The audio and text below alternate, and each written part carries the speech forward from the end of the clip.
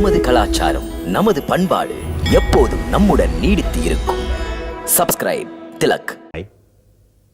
அமைதியாயிரு. உன் ஆசனத்தில் அமர்ந்து கொள்.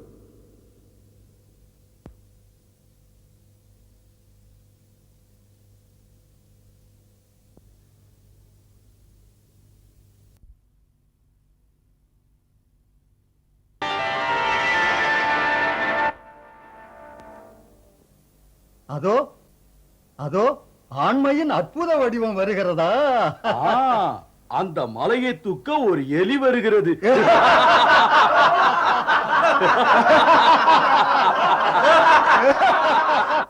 இன்று முனிவர் விஸ்வாமித்திரரும் நாம் சிரிப்புக்கு ஆளாக்கப்படுவதைக் கண்டு ரசிக்கிறார். ஏன் சிறு பிள்ளையை வில்லை வளைக்க ஆணையிடுகிறார்? வெற்றி தோல்வியை யார் கண்டது? பொறுத்திருந்து பார்க்கலாம். எதை பொறுப்பது? அரசருக்கு சிந்தனை பழுதுபட்டதின் விளைவா இது? சிறிய பிள்ளைக்கு பெரிய சோதனை. எந்த வில்லை எடுத்து வளைக்க மகா வீர பிரதாபசாலிகளுக்கும் சக்தி இல்லையோ, அதை பூ போன்ற மென்மையான பிள்ளை ஒருவன் வளைக்க முடியுமா? முதலிலேயே நாம் சிரிப்புக்கு இடமாக்கப்பட்டோம். இன்னும் சிரிப்பதற்கு இடம் தருகிறாரே மன்னவர்.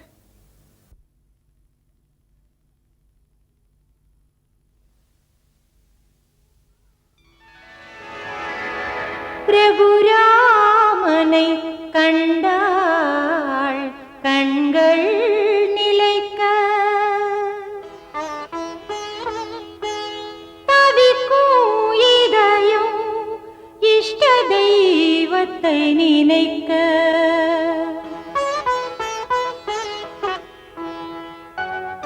என் இறைவா, என் இதயத்தை அறிவாய்.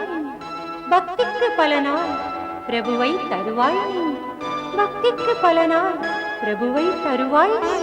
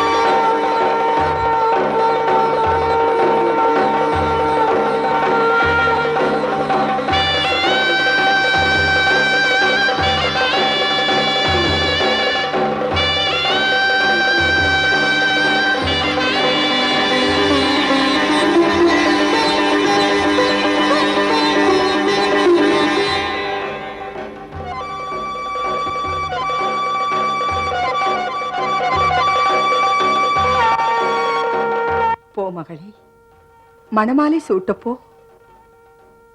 போய் வா மகளே, போ.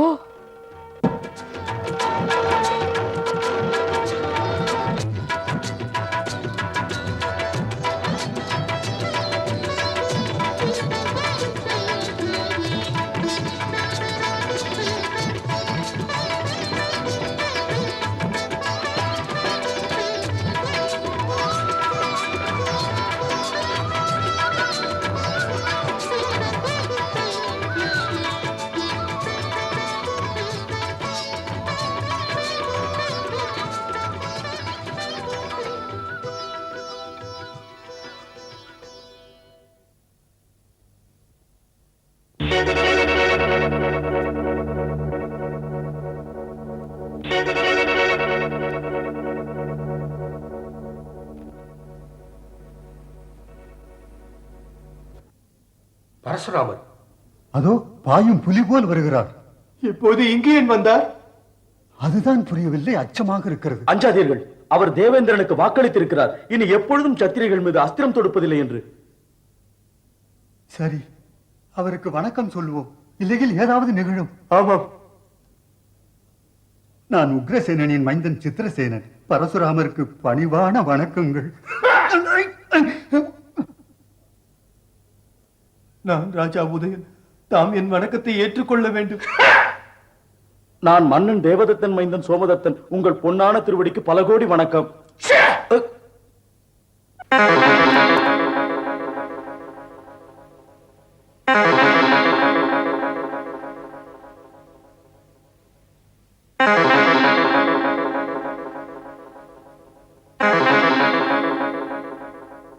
நான் ஹரஸ்வரோமாவின் மைந்தன் ஜனகன். பரசுராமரின் திருவடிகளுக்கு பல கோடி வணக்கங்கள்.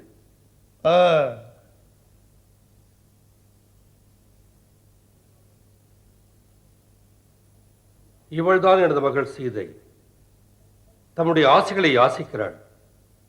சௌபாக்கியவதியாக வாழ்க.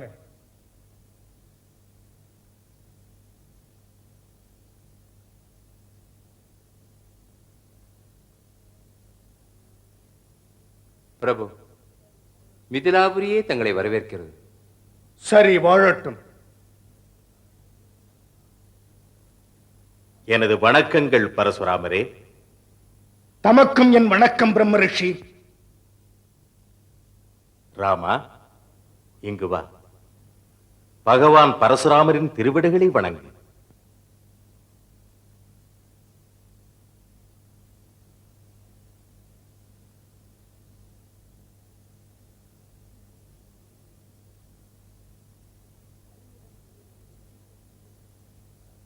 அறிமுகம் செய்யவில்லையே இருவரையும். தம்மை அனைவரும் பகவான் என்கிறார்கள். எந்த பகவானும் தன்னுடைய பக்தர்களை புரிந்து கொள்ள முடியும். அப்படி ஒரு கருத்தில் தம்மை எனது கண்கள் வணங்கின. அறிமுகம் அவசியமில்லை என்ற நினைப்பில். இவர்கள் அயோத்தியின் அரசர் தசரதின் மைந்தர்கள், ராமலட்சுமணர்கள். தாம் மங்களகரமான ஒரு நேரத்திலே வந்து பெருமைப்படுத்தினீர்கள். வாருங்கள், ஆசனத்தை அலங்கரியுங்கள். இந்த மரியாதையும் வரவேற்புரையும் எனது கோபத்தை தணித்து விடாது மன்னவா. நான் மகேந்திர மலையில் தவத்தில் இருந்த நேரத்தில் சிவதனுசு உடைகின்ற கூடியதொரு ஓசைதனை கேட்டேன். இப்போதே எனக்கு சொல், யாம் ஆராதிக்கும் பகவான் சிவனுடைய தனுசை உடைத்த அந்த கொடியவன் யார் என்று உடனே சொல். மௌனமாக இருக்கிறாயே மூடனே, பதில் பதில் என்ன? யாருடைய மரணம் என்னை இங்கே அழைத்தது? சீக்கிரம் சொல். இல்லாவிட்டால் நீ ஆளுகின்ற ராஜ்யத்தை புயலாக எழுந்து அழிப்பேன். ஆம், அது இல்லாமல் ஒழிப்பேன். நீ இருந்ததை கதையாக்குவேன், பொய்யாக்குவேன். பிரபு, சிவதனுசை உடைக்கின்ற சாதனையை தயாநிதியான தம்முடைய தாசன்தான் செய்யத்தக்கவன். அவனுக்குரிய தண்டனையை ராமன் ஏற்கிறான். சேவகம் செய்பவன் தான் தாசனாவான். பகைவனாய் கருதினால் நானும் பகைமை காட்டி அவனை தண்டித்தே தீருவேன். எவன் இந்த சிவதனுசை உடைத்தானோ அவன் கார்த்த வீர்யார்ஜுனனை போல் எனக்கு பரம வைரி. எச்சரிக்கை! ஜனகரே, விஸ்வாமித்திரரே, இங்கே அமர்ந்திருக்கும் அரசர்களே, இன்னும் இந்த அவையில் செயல்பட்டுக் கொண்டிருப்பவர்களே, உங்களை எல்லாம் எச்சரிக்கிறேன். எங்கே என் பகைவன் ஒளிந்திருக்கிறான், ஒழிக்கப்பட்டிருக்கிறான், என் எதிரே நிறுத்துங்கள். இல்லையேல் அந்த சிவத்ரோகிக்கு மரண தண்டனை தருவேன். ஞாபகம் இருக்கட்டும், மௌனமாயிருந்தால் எனது பரசு இனிமேல் சும்மா இராது. இந்த வில்லை உடைத்ததற்காக அது பற்றி இத்தனை சூடான உரையாடல் முறைதானா? எங்கள் இளமை பருவத்திலே எத்தனையோ வில்லை உடைத்திருக்கிறோம். உடைத்த சமயத்தில் உங்களை கண்டதில்லையே. அறியாத சிறுவனே, நீ கொஞ்சம் அடக்கமாக பேசு. பிரபஞ்சமே தலைவணங்கும் பரமேஸ்வரன் வில்லை பிள்ளைகள் விளையாடுகிற வில்லுடன் ஒப்பிட்டு பேசுகிறாயா? இது வெறும் ஒரு வில்லல்ல. இதனால் தான் சங்கரர் திரிபுரங்களையும் அழித்தார். பிராமண முனிவரே, தாம் வில்லுக்கும் வித்தியாசங்களை காணலாம். யாம் சத்திரியர்கள். வில் வளைத்து விளையாடுவது எமது நித்திய கடமைதான். எமக்கு எந்த வில்லுமே ஒரே மாதிரிதான். எதிர்த்து பேச எல்லை உண்டு. உயிர் மேல் உனக்கு ஆசை இல்லை போல் தெரிகிறது. உயிர் மேல் ஆசை இருந்தால் என்ன? பெரியவரே, தமக்கு இந்த புராதன இற்றுப்போன வில்லின் மேல் பற்று போகவில்லை என்று தெரிகிறது. அது உடைந்ததற்காக பச்சை குழந்தை போல் புலம்புகிறீர்கள். ரகுவரன் இதை கையில் எடுத்தார், அடுத்த கணம் உடைத்தார். அதை செய்ததில் அவர் குற்றமில்லையே. தாம் கோபத்தை கைவிடுங்கள் முனிவரே. மிரட்டுவது அழகல்ல, ஆண்மை அல்ல. சின்னம் சிறியவனை அற்பத்தனமாக எடை போட்டு அழிவைத்து அடுகிறாய்.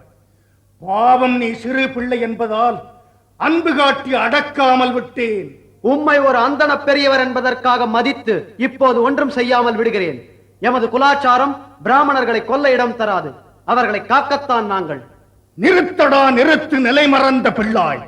நீ என்னை சாதாரண வேதம் படித்த ஒரு பிராமணனாகத்தான் மதிப்பீடு செய்கிறாய்.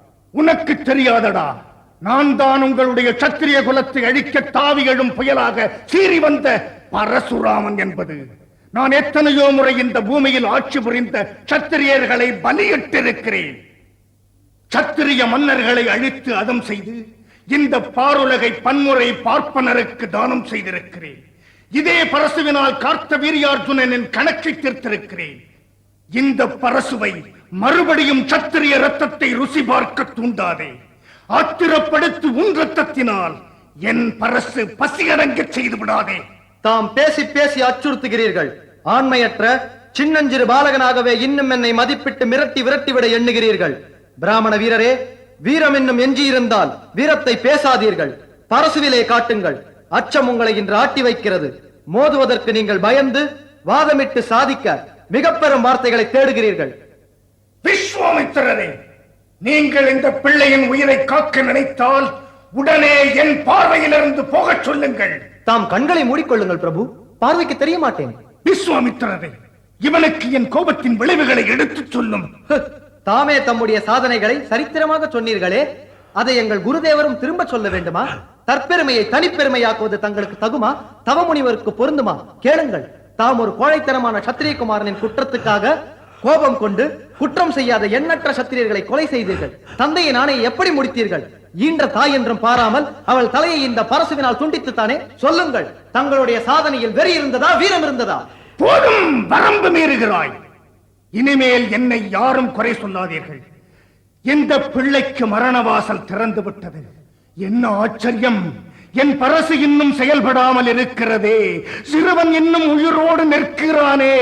எனக்கும் ஆச்சரியமாக இருக்கிறது. என் பிரபுவுக்கு மரண தண்டனை அளிப்பேன் என்று என் முன்னே சொன்ன பிறகும் என் பானம் ஏன் பேசாமல் இருக்கிறது? லக்ஷ்மணா,